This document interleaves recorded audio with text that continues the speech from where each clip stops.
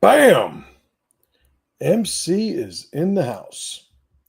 What's up, folks? My name is Justin Garcia, also known as Master Chim, and this is the Warrior Stream. I'm here every Wednesday at noon Eastern Standard Time, taking a topic deep dive and having a good time while doing it. And before we get into it today, I got a pretty good list for you guys. You guys know I love my lists. But before we get into it, just a reminder, if you guys are not getting my emails, you are not getting my daily free email newsletter called the Master Chim Letter. I know, very creative. You can go to masterchimletter.com and register, sign up for it. It's free, like I said. Or you can go to wherever you're watching, whether it's on YouTube or one of the Facebook channels. You could watch. You could find the links in the description. I send an email every day, no matter what the email's about. And sometimes I deep dive. Sometimes I cover things that I don't have another opportunity to cover. Regardless of what I'm covering, I'm giving you guys updates on programs that I'm releasing, events that I'm hosting. There's always a quote of the day. It's one of the fan favorites, if you will. So a lot of good stuff there, and cost you nothing to do that. So you can go and sign up for that, which is good. So, all right, what do we got going today? First, let me say what's up to you guys that are checking in. Judge Cohen, what's up, brother man? Good to see you. Yarn Saxon, what's up, darling? Good to see you.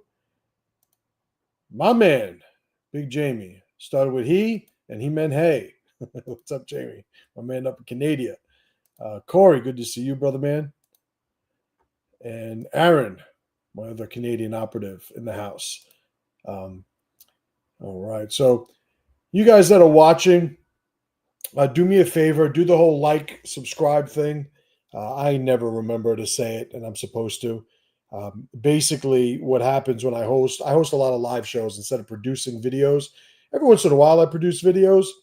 I enjoy doing it. It's a little bit more time consuming. It's not exactly my model of what I do. Like, I don't aspire to be a YouTuber, so the production value for me is a lot less important than the utility, of what I'm doing.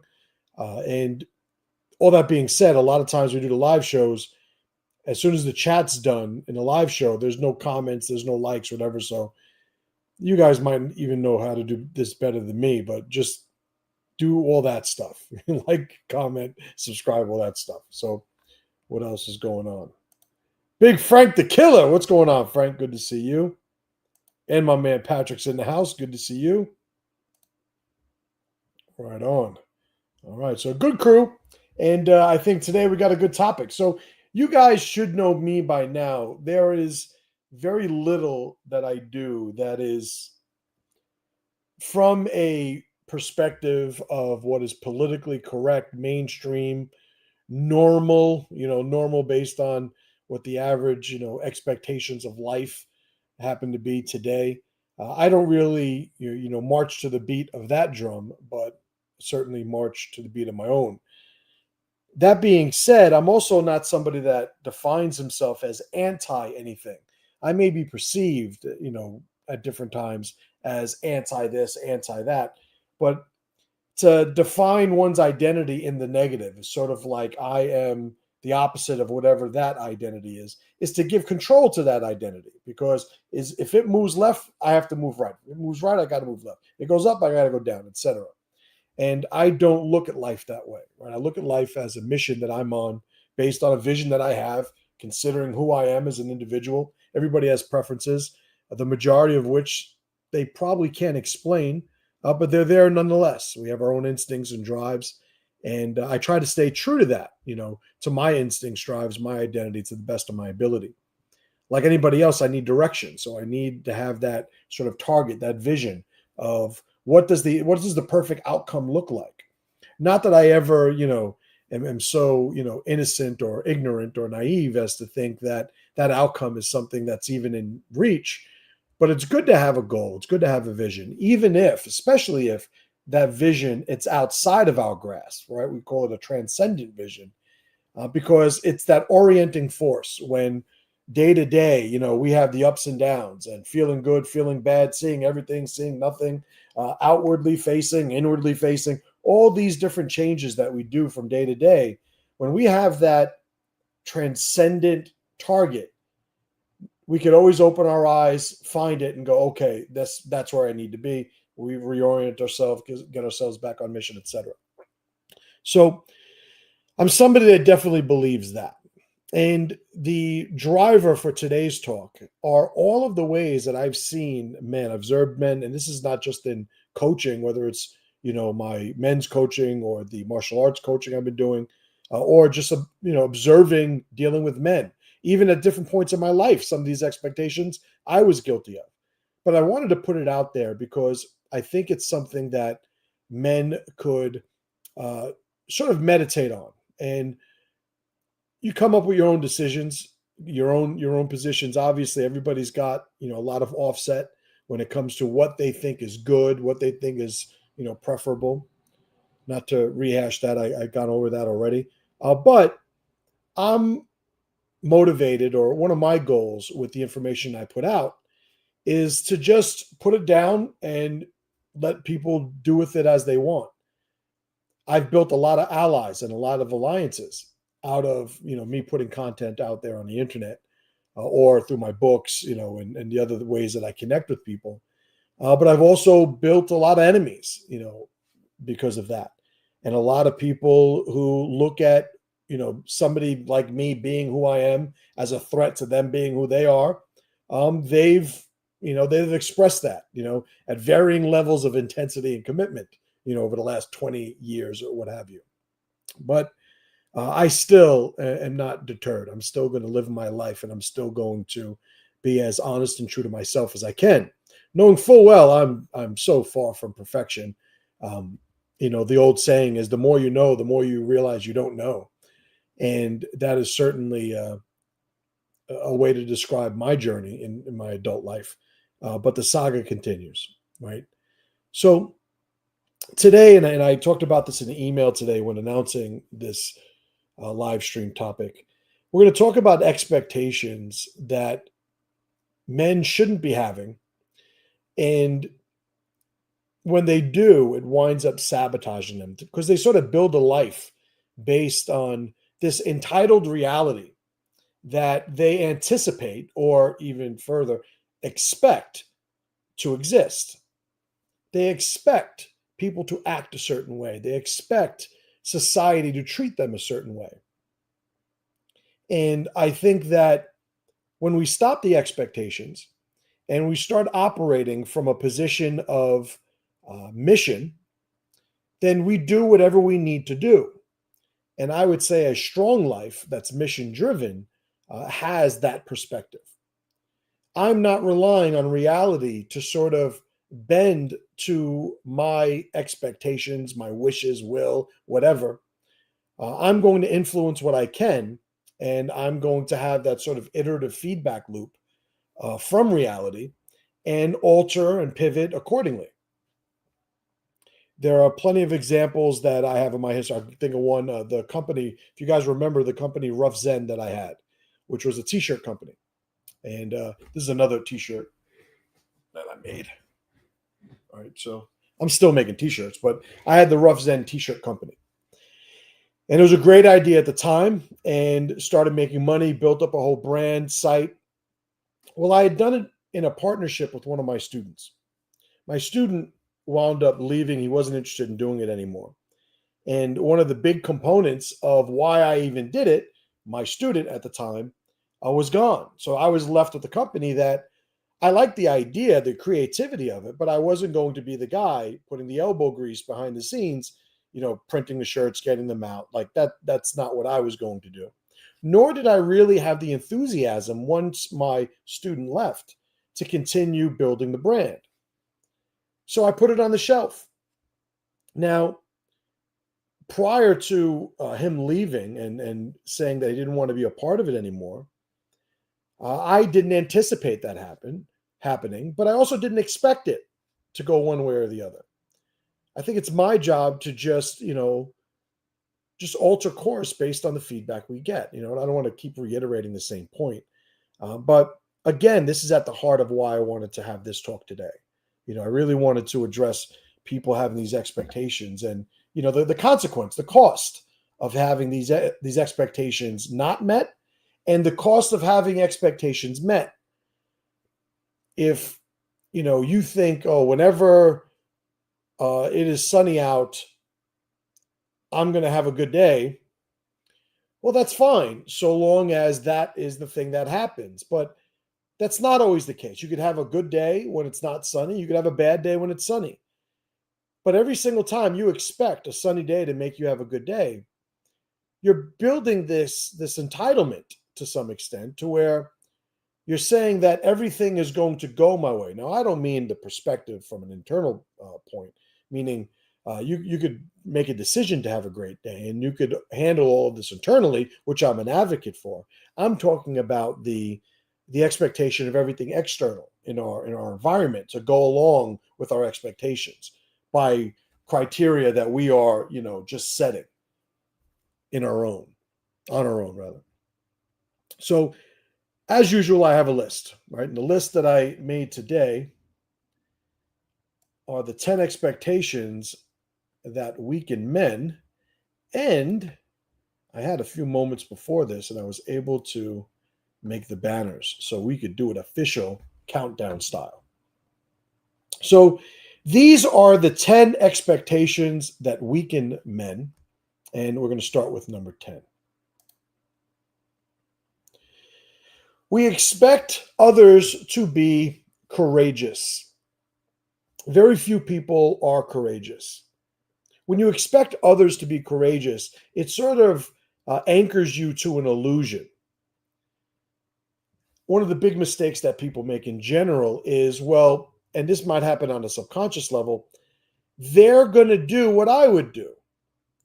In this situation, I would do this thing, so they would definitely do this thing. And if we consider ourselves in this particular case as having courage in a certain situation, an easy example for me is like, in a fight. And, I fought MMA professionally, and it's scary. It's intimidating. I had fear like anybody else.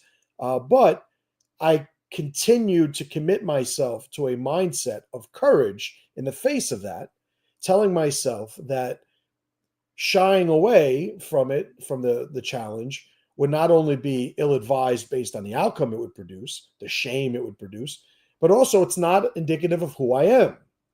And so I created this scenario to allow me to still move despite, of being challenged that way. I think most people don't think that way in the face of challenge. And when we expect other people to think that way, not only does it sort of anchor us to this illusion of something that's never going to happen, but at the same time, because we expect these people to sort of bear the burden of courage, we don't think to prepare ourselves for having to shoulder it eventually, when anybody's life experience will tell them that that is something that commonly occurs. They'll step up to the plate, they'll do what the right thing is, and then they didn't. And then they don't. And then I'm the guy, the little imaginary MC on your shoulder going, they were never going to. Who the fuck told you otherwise? We see this in COVID.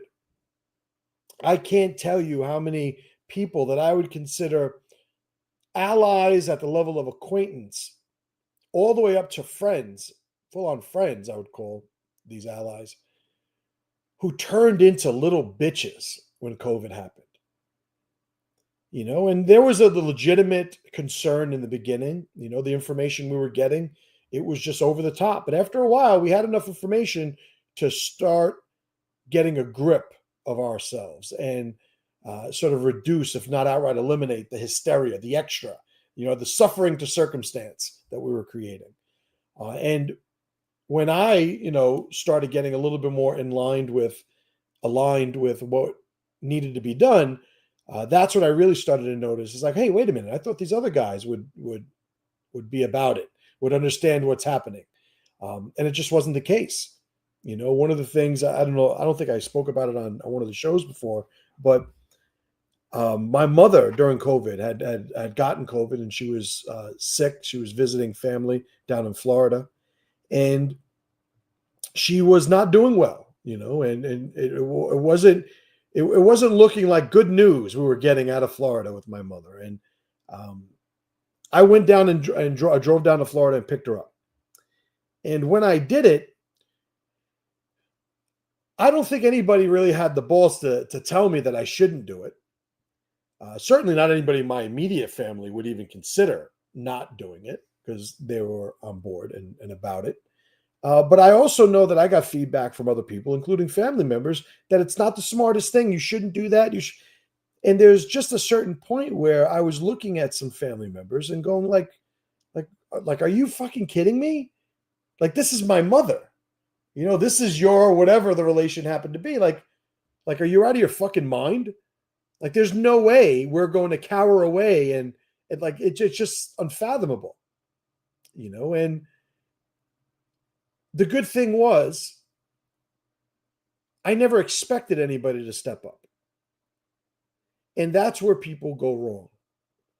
I remember, when the school shut down during COVID, there were plenty of people who still wanted to train. There were other people who, they were too scared. But yet there were another group that I had to concern myself with. It's like, well, because we didn't close, obviously, right? We were running one of the speakeasies like so many businesses were. But I also had to keep an eye on those people that might, because of their own insecurities, start ratting me out to authorities. But the plan that we had from day one with me and my crew, it was never based on expecting anybody to be courageous. If anybody showed any, I don't know if it's safe, absolutely. I tell you what, we'll freeze your membership. Just, we're probably not even going to be training. Just go. We'll let you know when we reopen. It's like, that's what we told them. Because we weren't going to expect them to do the right thing. Because, and most people don't acknowledge this, they might not even be aware of it. Not everybody's right thing is the same thing, right? Despite what book you got on your shelf. So, number 10, courageous. Let's get to the number 9 expectation that weakens men. We expect other people to be selfless. We expect other people to be selfless. Well, here's the thing about being selfless. To be selfless is the opposite of operating in your own self-interest. It is getting to the point where I'm going to do what's right for me. Now, sometimes what's right for me, I could also leverage and position as something that's also right for you. I would say alliances are built, with that type of sentiment. So it's not inherently bad. I would say it's advised to act and operate in your own self-interest. There is a priority, a sequence, if you will, that I talk about in the 3 roads. But to expect other people to be selfless is to completely neglect what even strong men will do. One of the things that happened recently was that guy stabbed the girl on the subway. And just the latest, example, again, one of the things, not that that we should ignore it, not that I think it's not significant, but I also am aware that so much of this we're aware of now because of technology. Like, we're seeing these things now. These things were always happening. And understand too, the more you're exposed to it, the more that subconsciously you're inclined to weigh it more significantly, which is all natural and normal. It doesn't reduce the significance of what happened, the tragedy involved in it. But one of the things you should number one, with that particular situation, and I think you guys know the situation I'm talking about. Black guy stabbed a white girl on a train. The first thing is to look at all the other people that were on the train car. Nobody did anything. It's like, well, yeah. How could they? Those cowards did this, that. Right. Yeah, I agree with all that. The only place where I differ is that, it's implied sometimes that there was this expectation that they would step up. I think it's worth acknowledging that they don't, because it reduces the expectation should that situation arise again of somebody else, being the good Samaritan, etc. But I think another thing to look at is how people are so shocked that this would happen, that somebody would do that to an innocent victim, as if that type of predatory behavior, predatory violence, hasn't existed since the beginning of mankind. Not everybody needs a reason that you understand to do what they're going to do. They have a reason that they understand. So again, not deviating too much off into that side topic, to bring it back to being selfless, to expect a person to act in other than their self-interest is to not only position yourself to be let down, but again, and this might be a recurring theme with some of these things, it prevents you from doing what you need to do, preparing in the way that you need to prepare to operate and handle yourself if the person is not going to be selfless. Right? So, number 9, selfless. We got some comments. Aaron said, didn't they try to make a GoFundMe for that guy too? Man, I'm going to say probably. I have no idea, but would it surprise me? No. Would it surprise me? Absolutely not. All right, Monk, what's up, Monk? He says, it's hard for me, or what's hard for me is people don't live the 9 noble virtues. I expect nobody knows what honor is anymore. Nobody knows what loyalty is anymore. Nobody knows what respect is anymore. But that's life. Yeah. And I think the ending is a good beginning, right?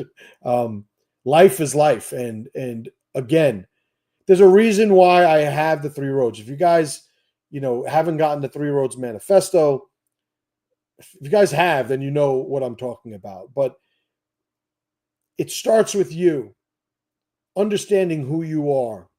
And there are formulas for that I talk about in the manifesto. But once you get that value of who you are, your identity, that's the identity that builds connections with other people. That's the context of the alliances that you're building. Right? So many times people use proximity, as the criteria for building an alliance. Oh, this is the guy that's close to me. And there is a functional relationship you should have with your neighbors by all means. But there was a time when your neighbors were your kin, right? Your neighbors were your people. So I would say that whereas there's absolutely still an argument for connecting to the people that are within proximity to you, we live in a society today which really requires us to sort of reduce the expected overlap of these neighbors and look at it from a more functional utility perspective. By all means, invest and grow the alliance, but just, again, don't expect, right?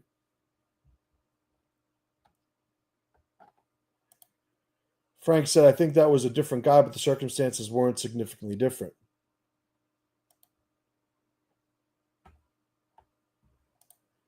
Jamie writes, people stab you in the neck, less when you don't have your face, less when you don't have your face stuck in your phone and your back to think openly saying you should cease to exist, right? So this is the thing, a bunch of friends of mine, were discussing this, and I chimed in that there are no victims, only volunteers.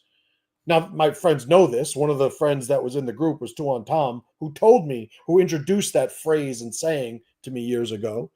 But I think it's one of these things that we could become so emotionally charged, we lose sight of the fact that, maybe she shouldn't be doing that to begin with. Oh, that's victim blaming. Yeah, right. Yeah. She gets some blame too, right? Like, why wasn't she in her car?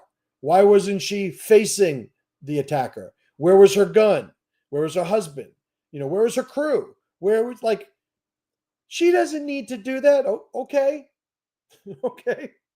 By the way, if she didn't do any of that, it's a good way to get stabbed in the neck. And I've made this point a lot of different times over the years. People think that there's one potato, a blame, right? And people play hot potato with it. And my thing is, there's enough potatoes to go around. Everybody gets a potato. If you participated in creating an outcome in even the slightest degree, then you have some control that you will do differently, handle differently should the situation arise again. I bet you a lot of women right now aren't sitting, blindly on their phones with, some guys sitting behind them on public transportation. Everybody's on alert now for a spell at least, right? But some people, because reality reminded them to not have these expectations of security in this particular example, they're going to adjust their protocols as a result. And I think if everybody did that, we now have the makings of a utility-based society of alliances, as opposed to people just expecting everybody else to act according to how they think they should act, right?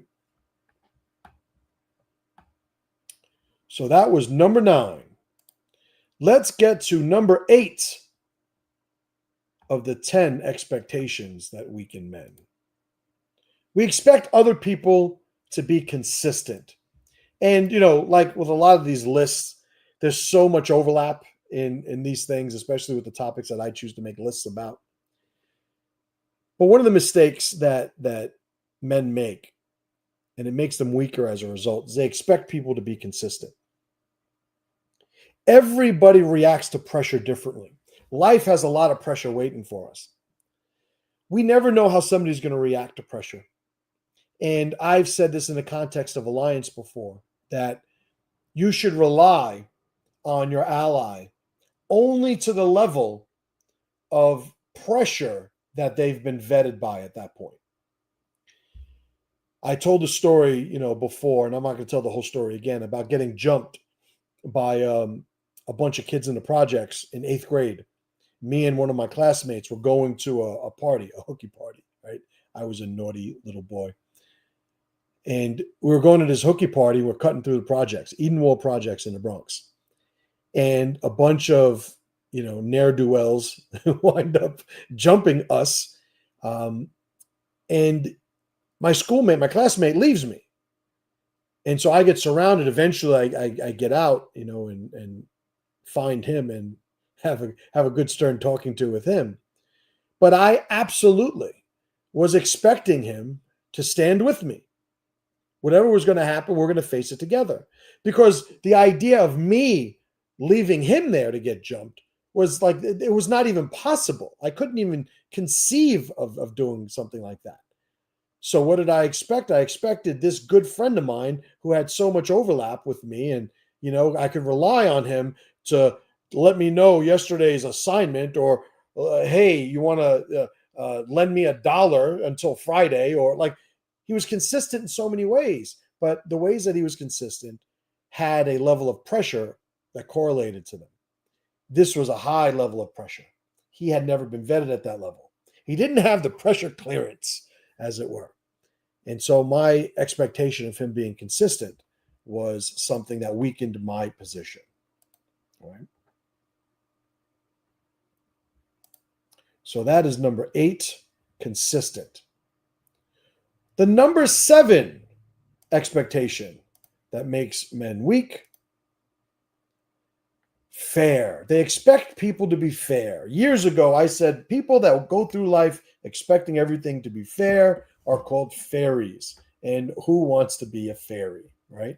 Little girls are allowed to be fairies. Why? Because little girls are also allowed to think, for at least a spell, that, no pun intended, that the world is going to be fair. Fairness, being fair, this is a fantasy. It's a fantasy that some people still think they live in. Every once in a while, something happens, and it sort of snaps them out of the dream that they were caught in. Oftentimes, an expectation of fairness not being met, or them receiving the exact opposite, is what wakes them up. Some people don't react, functionally to the type of feedback that the world gives them when it shows them that the world isn't going to be fair based on their expectations. But other people get that feedback. And again, this is going to be a recurring theme. They adjust their protocols accordingly. When I've played sports, and I've competed in a lot of sports, nobody is going to follow the rules completely. Sometimes the rules are a little bit more ambiguous than others. But sometimes people know that playing by the rules, which would be the equivalent of being fair, is really judged by their ability to not get caught breaking the rules. So in a sport environment, which is an artificial environment, you could be fair so long as you're not caught breaking the rules. But if we're talking about the rules of reality, the only rule book you need is a physics book. because physics is the rule book of reality. If it could physically happen, it's a possibility. That's always the case. The expectation of somebody being fair, we could increase or decrease probability of our expectations where fairness is concerned. But that is creating a system or criteria, like I had mentioned before, where if somebody's vetted, they're going to be at this level, then we can expect them to, the probability of them acting like that again is more than not acting like that. Like, we could build a relationship with probabilities, but ultimately, we always have a plan. We always have, and the plan might just be, and if this doesn't happen, I'll figure it out. Sometimes, people need to have contingency plans because what they're planning or expecting is so complex, or it's so reliant on all these different variables, acting in unison to some extent. But sometimes the contingency just needs to be like, what if the world ends tomorrow? What if the power goes out? What if somebody we love gets terminally ill? What if, like, sometimes it's just having a plan for that in some universal sense, right?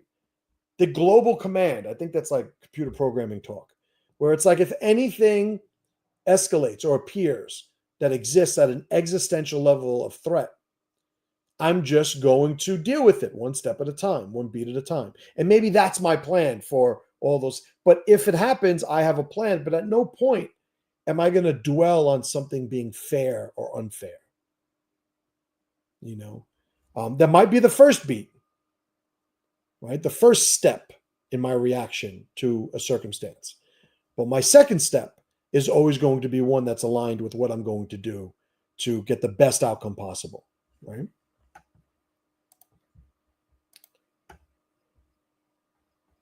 Mike Dunson in the house. What's up, brother, man? So number 7, fair. People expecting others to be fair. Number 6 of the expectations that weaken men, respectful. People expect others to be respectful. This is a problem if your success also relies on people being respectful. The pursuit of your mission relies on people being respectful. People think that they're owed respect by other people. I define respect, and I've articulated this before, as the expectation that somebody has for you being consistent in the presentation of your identity. If somebody is a character consistently, respect, means over and over again. Spect is related to seeing, to see. So respect is, I'm going to over and over again see this identity to the point where I could build an expectation on probability. If somebody doesn't know you, they can't treat you as you might feel you're supposed to be treated. If somebody's being rude, they're being rude. You should treat them like you would treat somebody who's being rude. If somebody is not giving you a level of honor that you think that you're entitled to, well, maybe you shouldn't expect them to understand that about you. Maybe if it's like the guy who walks in and they're like, oh, Mr. Smith, it's Dr. Smith. It's like, well, okay, you're informing them that you're a doctor instead of a fucking regular person. But there would be people that would get offended at that also. I'm not, I'm referred to as doctor, like, and they would take some offense to it. It's like, listen, asshole, like, this guy didn't fucking know. It's not a big deal. Like, so this is the thing. We expect people to sort of treat us how we think everybody should be treating us, as if they knew who we are, what we're about, what our track record is, what we've done.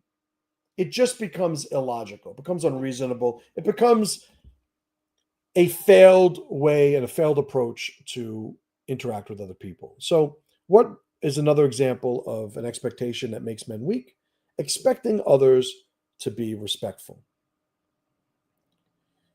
Another thing, if you're somebody, when I talk about getting things done, you could articulate a problem, right? Identify and articulate a problem. You could research and even prepare a solution. But ultimately, you got to act. When you act, you start getting credit for any of it. Not before then. If we're building respect, or we want somebody to respect us at a level that they don't currently respect us, there's a point where we have to act in a way that earns or demands that respect. If we're getting respect without any movement requirement on our end, it disincentivizes that movement. It disconnects us from moving powerfully in ways that garner respect, that generate respect. So another thing about this observation of not expecting people to respect us right off the bat is that we constantly get better at showing them they're supposed to, at earning that respect, right? So number 6, respectful. The number 5 expectation that weakens men, rational. If there's something that will jam a dude up, he expects everybody to process information either like he does or at the level that he does. Men are moved by instincts, drives, passion, emotion. Their ability to look at the world, the lens through which they look at the world, is affected by their state, their health.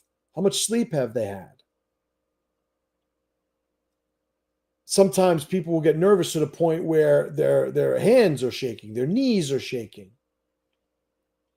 So everything is affected by the state of the body, or vice versa, right? And I don't like separating the mind-body, but I just don't feel like articulating it as mind-body every time. But they are one and the same, and to sort of disconnect them sort of proves my point, or certainly gives some support for my point. If we think that everybody's going to operate according to the sort of dry, abstract rationality that so many people build, I would say, a dysfunctional reliance upon, then we're discarding however many, hundreds of thousands of years of human history where sometimes people do shit because they are compelled to do shit. The guy that, shoots his wife because she was cheating on him, and then afterwards regrets it. Sometimes they don't, right? But the guy who regrets it, it's like there was no new information after the fact that wasn't available before the fact. Meaning, he calms his ass down and then goes, "What the fuck did I do?" But there's no new information. Maybe you could argue what it feels like after having done it. Like maybe that's new information. But his ability to assess the consequences of what's going to happen should he do this are readily available. He just chooses not to engage them. And I think that's obviously more normal than not. Maybe not killing your wife, but acting irrationally, acting emotionally. Everybody that falls off a diet, right? Not that I would know, right? But all of it has to do with some drive or instinct superseding rationality. Wouldn't it be nice if we were just rational creatures? I would argue no, but it would certainly be simpler. It would be much easier to control, right? Whether ourselves or others. But that's not the case. We have drives and instincts that transcend rationality. I'm a big fan of Nietzsche, as you guys, as I'm wearing a Will to Power shirt.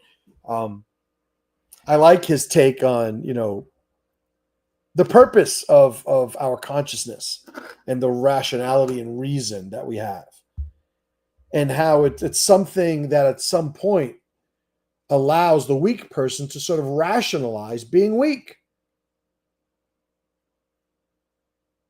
Like, I don't want to get too dark with some of these examples that are popping in my head to illustrate this.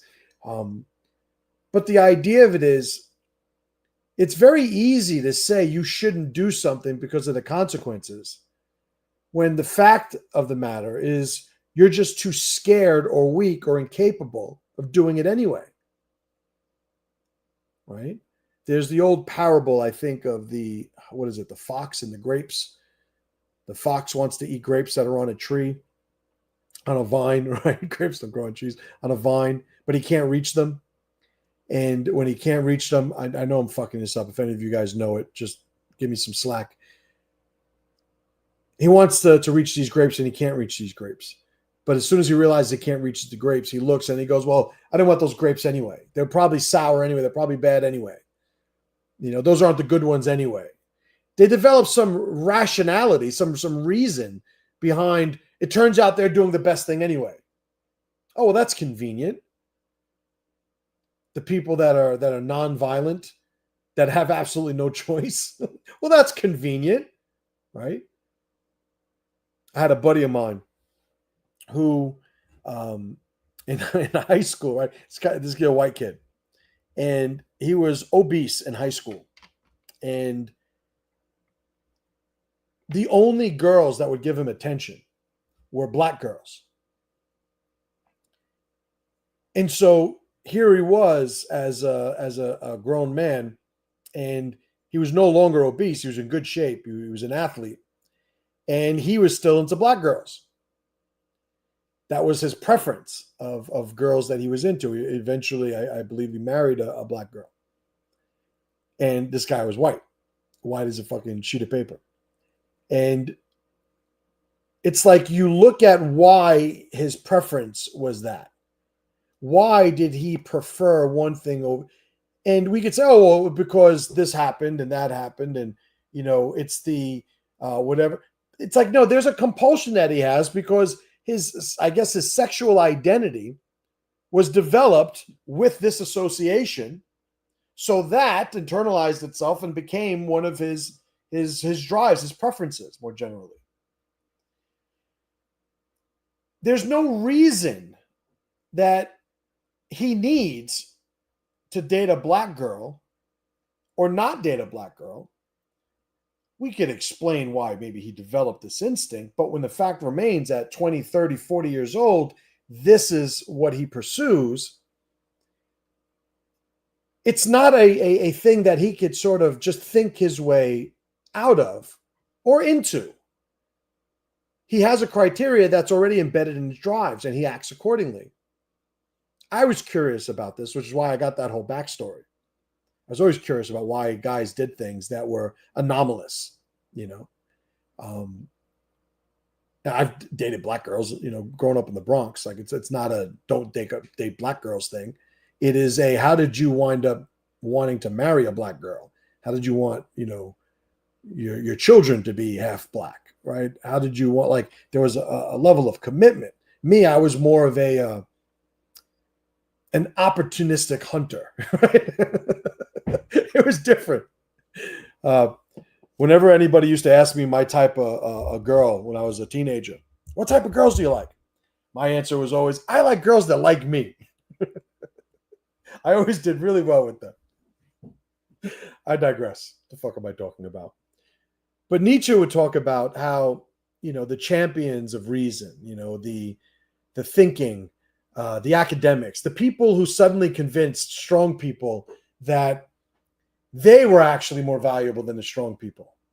It's like, yeah, you're a king, you're a conqueror, you've done everything you set your mind to, you've overcome every obstacle in your life. But do you understand this math? Do you understand, this argument and the subtlety at which it defeats this other argument? And they created this game that everybody could, that weak people could beat the strong people. Well, a lot of the backdrop of that game is rationality. It's reason.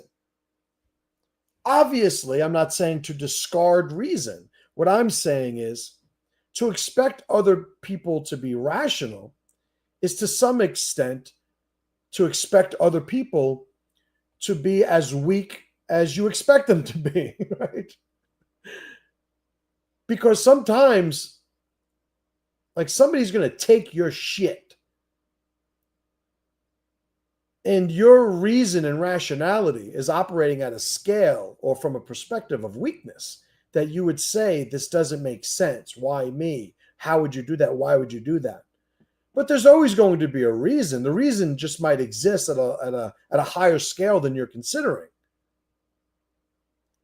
Is it, what was it? Thucydides and talking about the Peloponnesian War. It's like the what is it? The strong do what they will, the weak suffer what they must. It's like, well, why did he rob him? Because he could. do we need more information to that? When people talk about the, what makes a pedophile, like, oh, but he was molested as a kid. Okay, but that's why he did it. Okay, he still fucking did it, right? So, like, I don't understand, as if we're going to have some sort of an argument that completely debunks or disqualifies the conclusion. When I argue against people when it comes to suicide, oh, that guy's a quitter. He killed himself.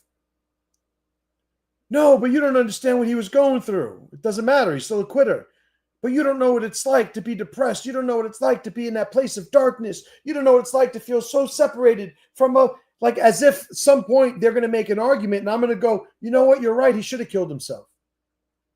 Because if I were to do that, immediately they go, no. And he should, like, I'm not saying he should have killed himself. It's like, well, make up your fucking mind.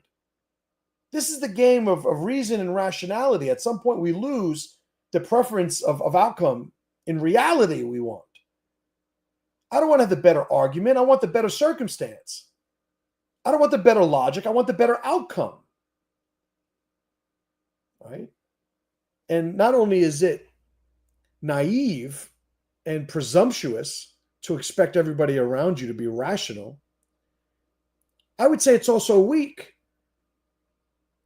because you're expecting everybody to sort of play a game that you have a chance at winning. And that's just not what the feedback of human experience tells us, right? So the number 5 reason is rationality. Jamie writes, some people understand deep philosophy, some people understand a punch to the face, even though they are just different ways of explaining the same thing. Right on. Aaron writes, random example guy, remembers how bad it was and how it felt to be sexually assaulted as a kid, and he wanted someone else to feel it too. Make it make sense. Well, that's the thing. If we sit here trying to understand it, now, it doesn't mean that it shouldn't be studied. It doesn't mean that we shouldn't have this information, pursue this information. But at no point should our expectations be reduced to the information we have, right? I've mentioned before a Bayesian logic, right? Bayesian thinking. And, even though it's from math and its applications are found in math or rooted in math, the functional conclusion I get from Bayesian thinking or Bayesian logic is I never want to have a complete conclusion based on incomplete information. If new information debunks the conclusion that you had, that means that you never should have had that conclusion. The liability, the danger to some extent of being dysfunctionally rational is that we get to the point where we think we got all the information. And we develop this conclusion that we defend, with our life. And I just think it's a bad approach, is my point. Sometimes people are right, and they're right in any way they could be right. But the process to which they got there doesn't apply to everything. And they might feel just as right about something that they're not, it turns out, as right at. I think I'm making sense. Patrick writes, I tune in for this kind of real talk. Right on, appreciate it. All right, so where were we? We were on number 5, rational. So the number 4 reason, or number 4 expectation that weakens men, loyal.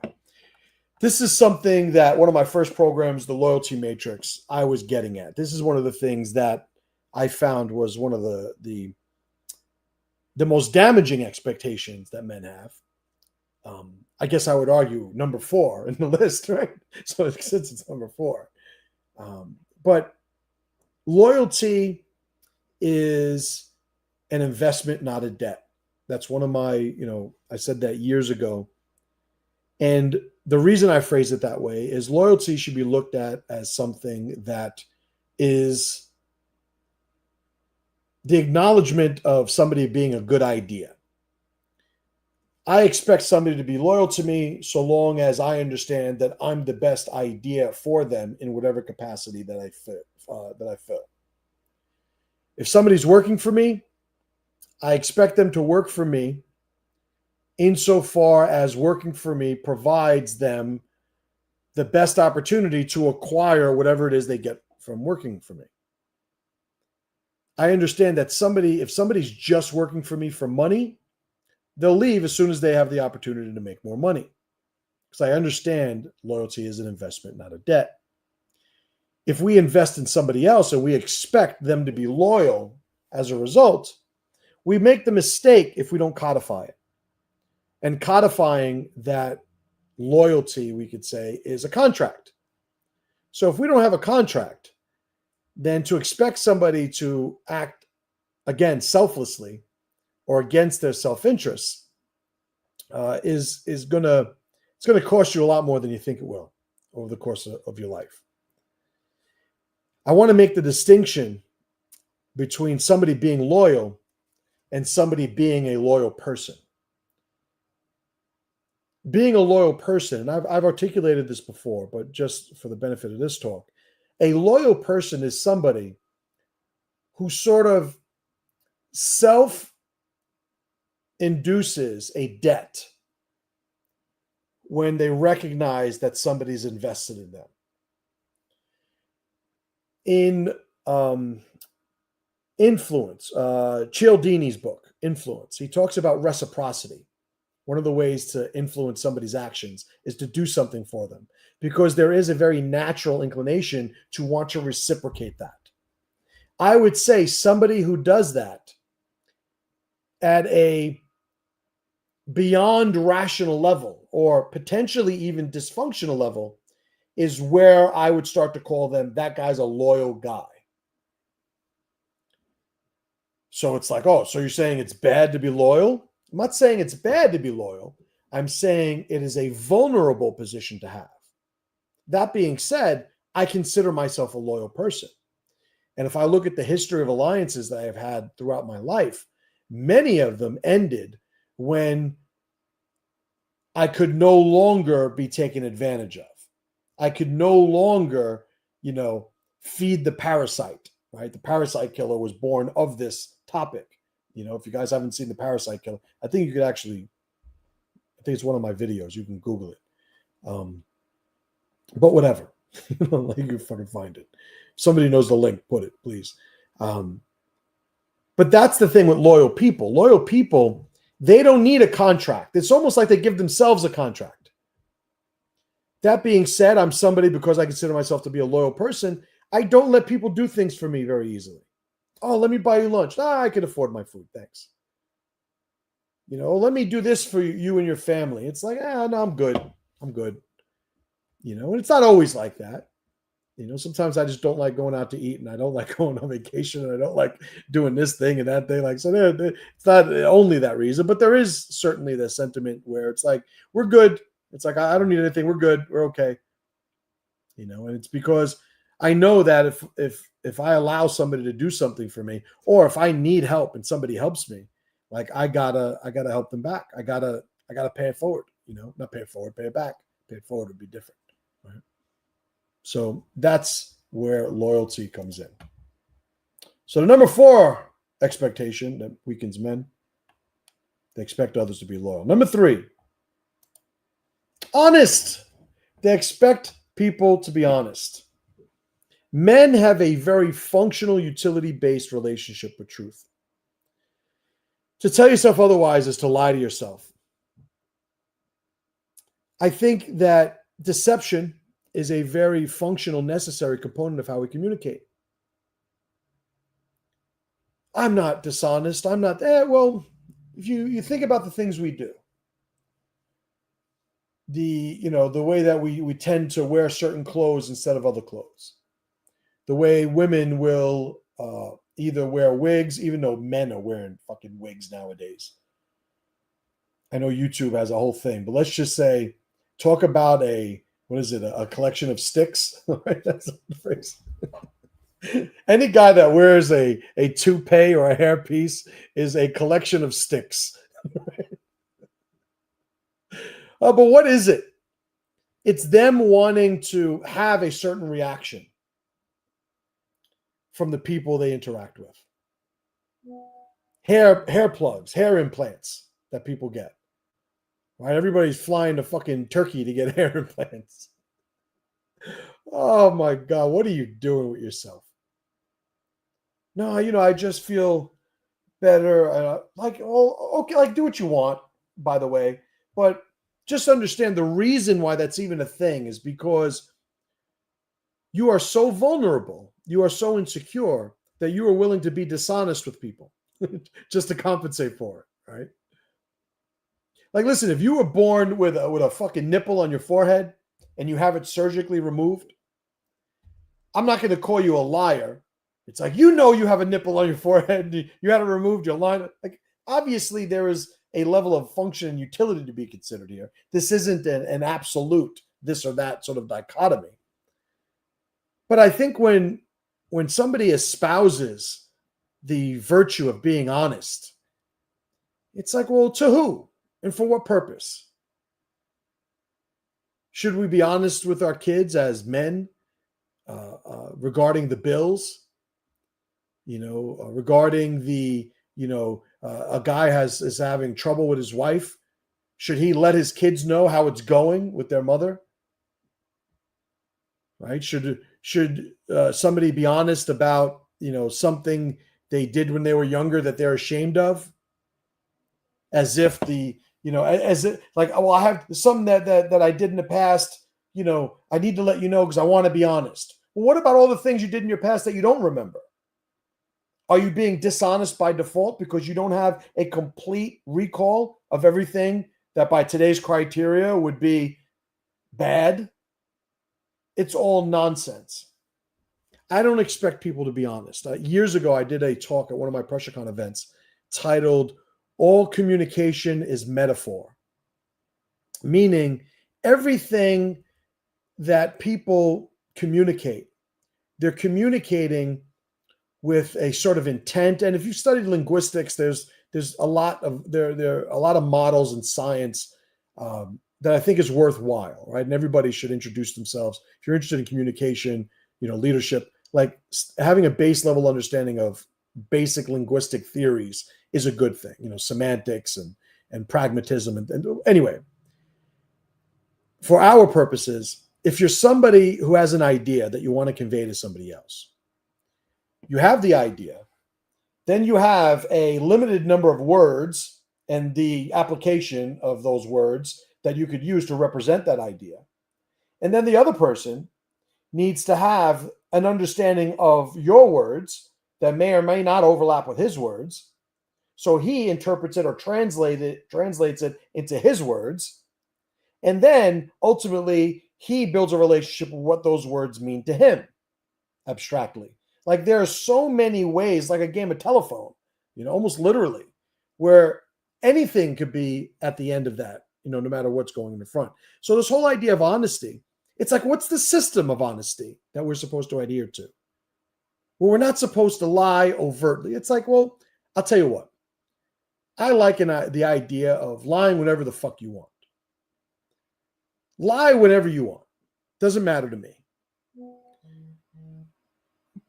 But if you lie and it produces an outcome, I'm going to adjust my alliance with you. The outcome that results of you lying might produce a consequence. I'm not going to be so committed to making sure people don't lie to me that I forget to just move according to the outcomes that they're producing. If you lie about, let's just say, I have tomorrow free. You want to have a meeting with me? I have tomorrow free. Let's meet tomorrow. But let's say tomorrow I have completely booked, but I really want to meet with you tomorrow. So yeah, it's completely free. What the fuck does that matter? Oh, he lied. Well, what does that matter? It doesn't matter. What if I said I was free and I thought I was free and I meet with you for the meeting tomorrow, and then at the end of tomorrow, my assistant calls me and goes, "You missed the fucking thing you had today." And I go, "Oh shit." So I wasn't lying. It still didn't affect what was happening during our meeting. And I don't know, I don't want to get too, nebulous with these examples, but the idea of it is, don't think the truth that you have is as antithetical as what you want to define a lie as being. This is a lot more abstract and nebulous than you think, right? So the point of it all, this whole fucking diatribe aside, is I'm never going to expect people to be honest with me. I'm going to instigate some communication from them, and I'm going to base what I do on that communication. And you'll know certain patterns and tendencies that people will say and do. And like, if any parents out there, when your kid's full of shit, they'll say something a certain way. That they'll say something a little bit more manipulative than other ways that they've said it. Like, how they say it, how to react. But where's the one single truth in all of this? Like, to me, it's a waste of time. It's a waste of time.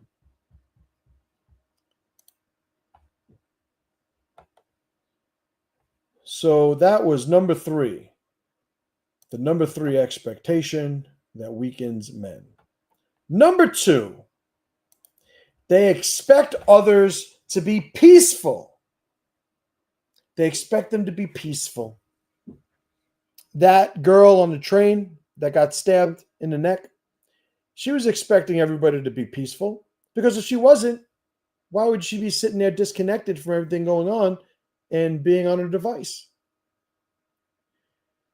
Conflict is inevitable to some extent.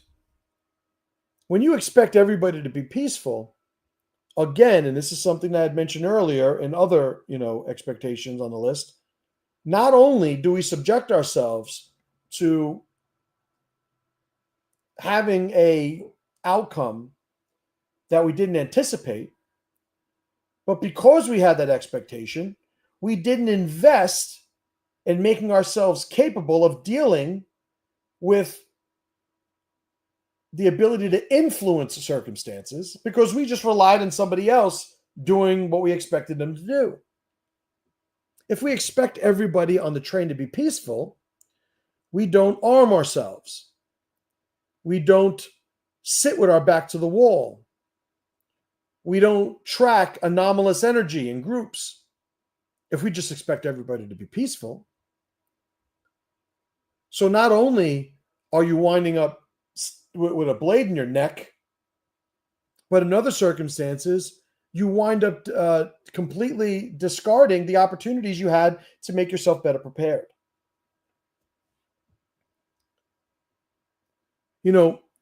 Early on, I spoke about the whole anti-violence people. Oh, I'm against violence, and meanwhile, you're not even capable of it. So, like, who even cares, what you're for or against?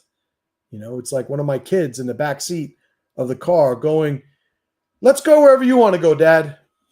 Like, okay, yeah, thanks. Like, there wasn't any participation in the outcome based on that. That's like when somebody who's anti-violence saying, that's not capable of it, saying that they're against it. It's like, oh, well, you don't even have a choice. You can pretend that people are harmless. You can pretend people aren't violent. You can pretend people are always going to behave themselves.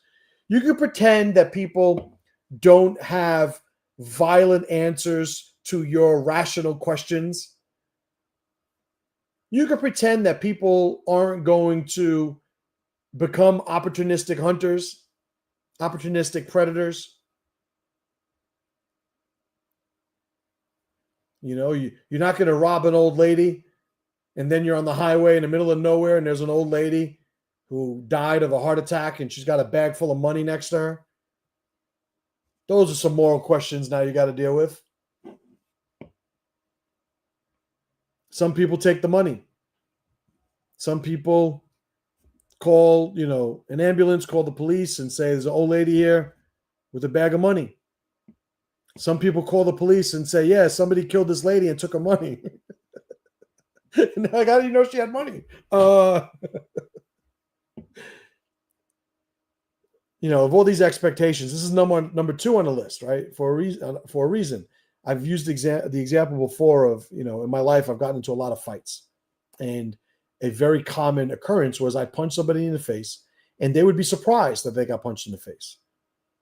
We have the phrase, when somebody talks like they've never been punched in the face. Well, I've hit some of those people in the face for the first time, broke their punch in the face cherry, if you will. And a very common occurrence, aside from them being surprised, is them disconnecting from me and like looking, like trying to figure out how did that just happen? Which means everything that led up into that point did not give them any warning that this was a possible outcome. Getting punched in the face to them is sort of like they're walking their dog and their dog starts talking to them. It's like this thing that, how is this even possible? At least that's how they react. When we expect people to be peaceful, holy shit, that is a big fucking check to cash in the wrong circumstance. I don't expect anybody to be peaceful. I negotiate for it. That's why I'm so, invested in alliances, in the dynamics of alliances. How do we build alliances? Some people think, I'm an isolationist. Oh, he's into tribalism. And like, listen, tribalism is never going to go anywhere. It is a bedrock, fundamental aspect of the human experience. People are going to want to be around people that like the things that they like, that have the things that they want.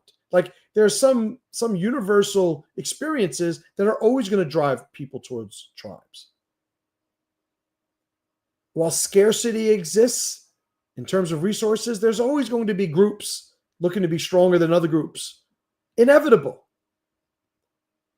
So the irony is when I'm accused of being this tribal, I don't want to, I don't care about other people. I'm selfish, or like I've gotten the whole gamut of categories, labels over the years. But my whole thing is absolutely not. I'd rather build alliances in ways that are functional.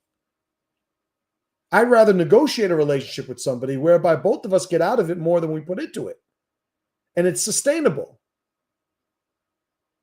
Then these alliances, like you hear about these, it's usually some stupid fucking white woman that goes to like Africa or the Middle East or something. Oh, well, I'm going to help this charity, or we're building irrigation. We're building an irrigation canal to this group that had 500 fucking years to move where the fucking water is.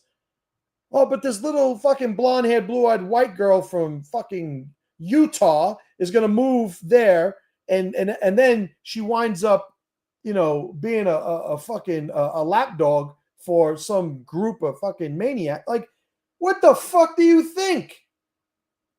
I don't understand why they would do this. I was just here to help. Well, you are. You're just not helping in the way you thought. It's like these guys ordered a burger. Somebody fucking delivered fucking filet mignon on their fucking table. They're not sending it back to the kitchen. Oh, man. I digress. Willie, what's up, brother, man? Good to see you. Aaron says, never going to happen to me. Every day it happens to someone who also said the same thing. Absolutely right. A great thing my brother Tuan Tom shared with me years ago was the flip-flop protocol, right? And this is his.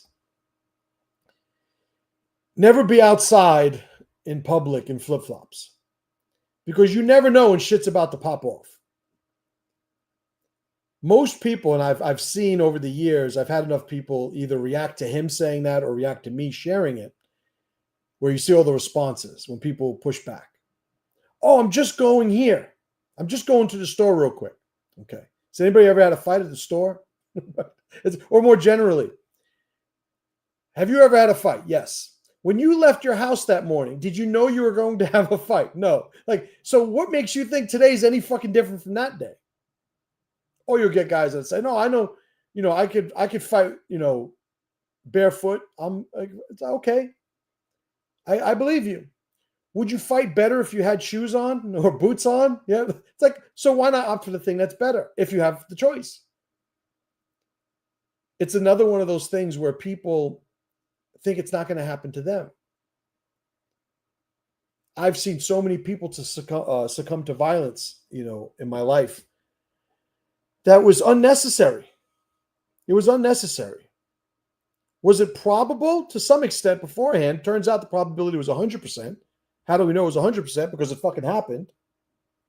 But they had some influence, right?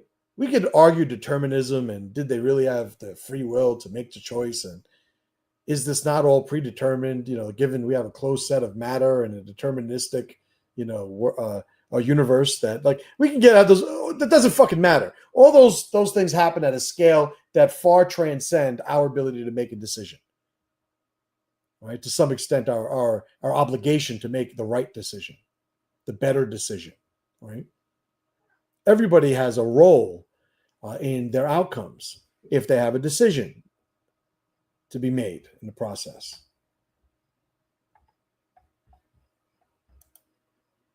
Jamie says, sometimes it's not about fighting. It's about shit going down and you having to deal with it somehow, running, jumping.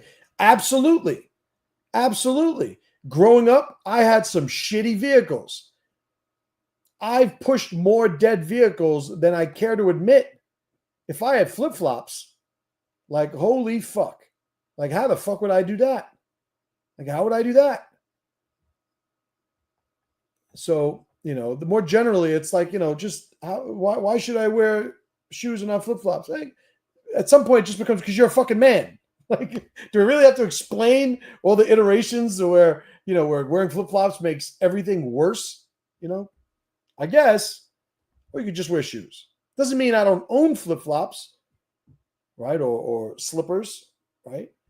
But I wear them around the house. I wear them, going from my house to my office, and like, which is 30 feet, and these things are they need to be considered. I don't mean to be dysfunctional. They shouldn't sell flip-flops anymore. They shouldn't sell slippers anymore. Like, well, no. It's just these things actually are controllable and have some influence over things that matter in your life. So why not opt for the better choice? Right? So Aaron writes, flip-flops are a bad idea anyway. For some reason, when I see a guy in flip-flops, I kind of find it gay. I agree. So the final expectation that weaken men, they expect other people to be, drum roll, compassionate. I believe it was Nietzsche that says compassion does nothing but add suffering to the world. Sometimes, leveraging people's compassion and sympathies is a way to manipulate them, way to influence them. And I would argue, a reason to not become dysfunctional in your level of compassion is the vulnerability to being influenced, and controlled to some extent. But I also think that a society that relies on compassion is a weak society. I'm not going to say universally that compassion has no place. I just think that I've yet to find the place for compassion outside the wall of tribe. Compassion makes you suffer. Why should you suffer if somebody else is suffering?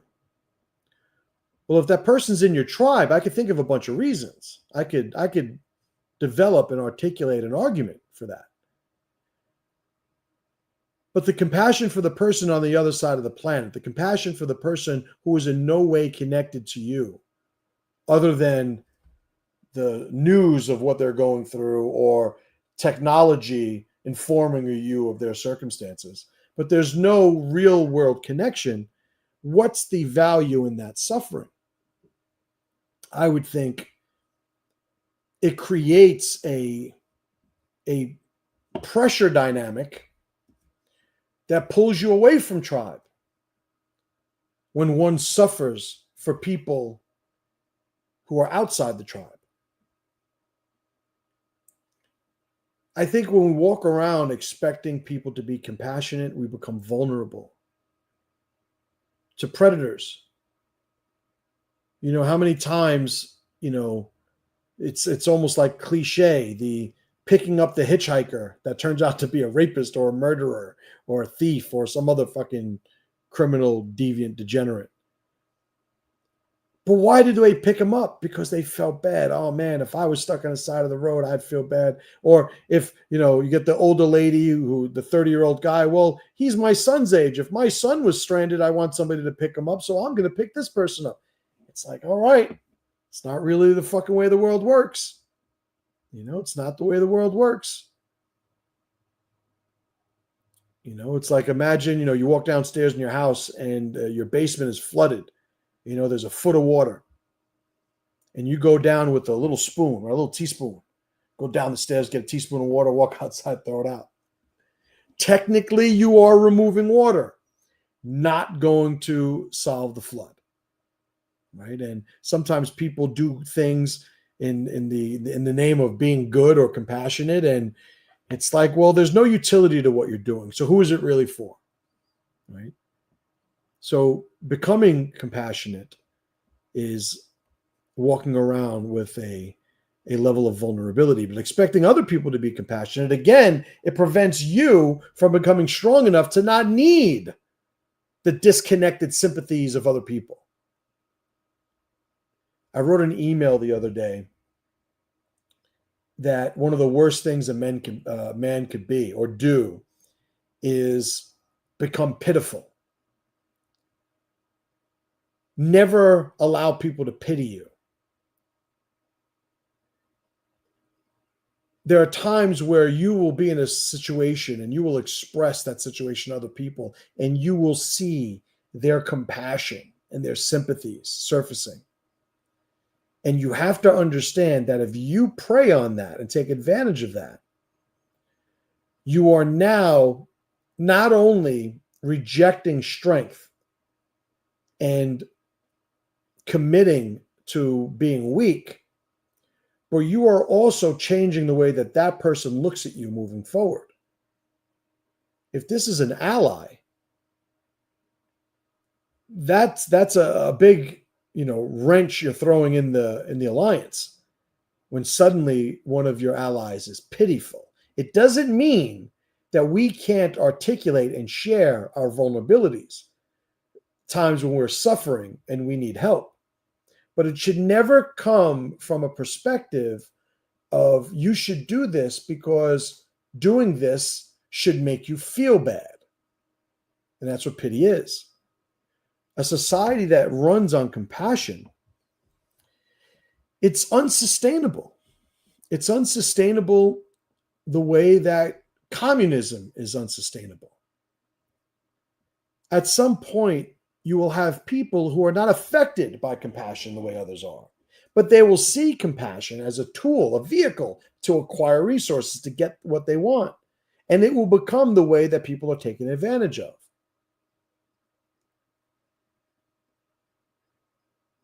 We want to be powerful, but being powerful comes from being resilient. It comes from maintaining our identity despite what's happening in our external circumstance. To say that, we're going to alter our identity because of our circumstance is to not only expose others to the fact that we are weak, but it's also having them recategorize our value that we're now going to have to deal with once this emergency is passed. Once we get out of this situation, our reputation is marked permanently by the pity we received during that last situation. that last emergency. I'm always going to argue to become more powerful. Pursuing power to me is always going to be better than waiting for the mercy and pity of others. I'm also experienced enough to know at 50 years old, given the life that I've lived up to this point, that expecting compassion from other people is one of the absolute worst ways a man can make his way in the world. Comments.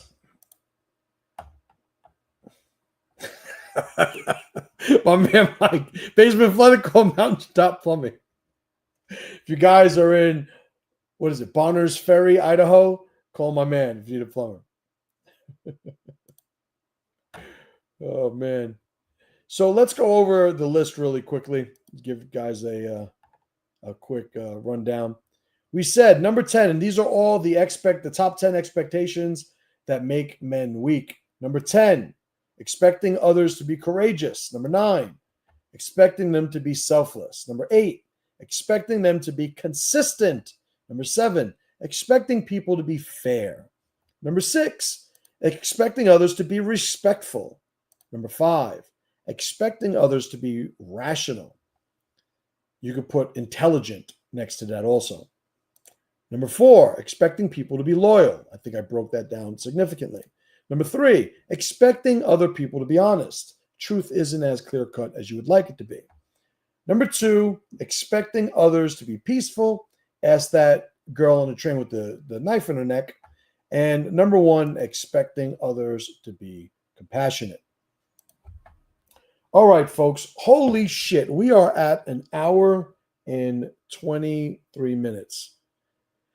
This is a good one. I wasn't even paying attention to the time. I'm glad, because I would have shortened some of that up because I got shit to do. But man, that was a good talk. I appreciate you guys being here. I prepared that list with a little bit of thought, and I'm glad that I was able to flesh it out. If you guys are not getting my email, masterchimletter.com, link in the descriptions. You guys out there that have been on the fence about joining my mastermind group, you're fucking up. Things we're doing in the mastermind group right now, like, it's incredible. The school platform where my group is hosted also just added live streaming. So I'll be popping in and just doing, impromptu hangouts in the mastermind group throughout the week, in addition to the scheduled talks that we have. But great talk. I appreciate you guys for being here. So I'll see you guys next week. And as always, brothers and sisters, pressure to power.